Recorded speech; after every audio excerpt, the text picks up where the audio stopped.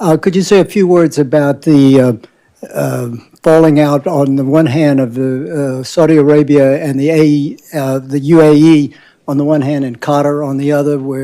Are you moving toward a resolution of that situation? It's not a falling out.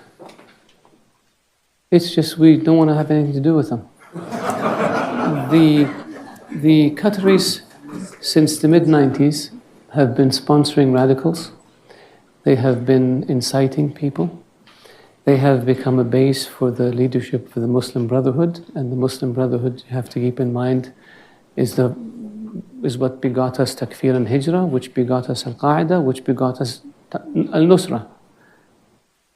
The Qataris allow their senior religious clerics to go on television and justify suicide bombings. That's not acceptable. The Qataris harbor and shelter terrorists. That's not acceptable. And Nashri, the head of Al-Qaeda in the Arabian Peninsula in 2000, entered Saudi Arabia on a Qatari passport. We captured Al-Qaeda types coming into Saudi Arabia with Qatari passports. The Qataris know this. The Americans know this. The world knows this. The Qataris are funding dissidents in the Emirates and Bahrain and Saudi Arabia and in Kuwait in order to cause problems for those governments and to create instability. Why would you do this? The Qataris pay ransom to terrorist groups, including $500 million to Hezbollah in Iraq, $50 million to Qasem Soleimani, according to text messages between the Qatari ambassador in Iraq and the foreign minister of Iraq, including I don't know how much to Hezbollah in Lebanon. Is that acceptable? If we gave $1 to Hezbollah in Iraq, we'd be sued in a court down the street.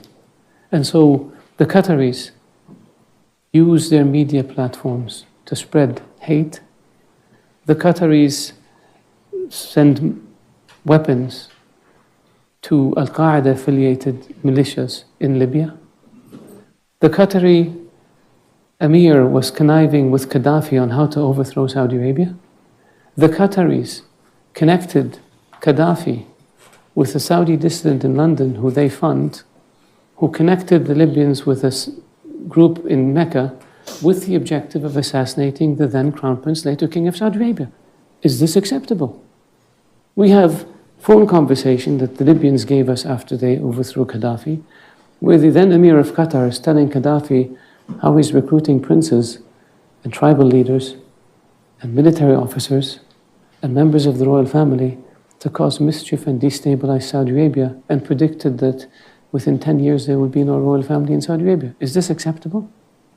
They do the same thing in Bahrain and in Kuwait and in the Emirates.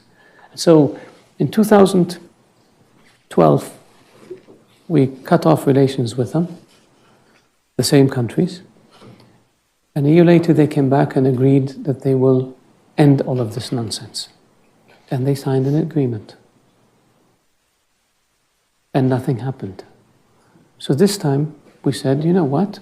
We're not going to deal with you. Unless you change. We will not allow you. There's a list of terror finances that the US puts out, the UN puts out. And a number of them are living openly in Qatar, raising money and giving it to bad people. Is this acceptable? Shouldn't be. Why do the Qataris get away with it? Because I think people see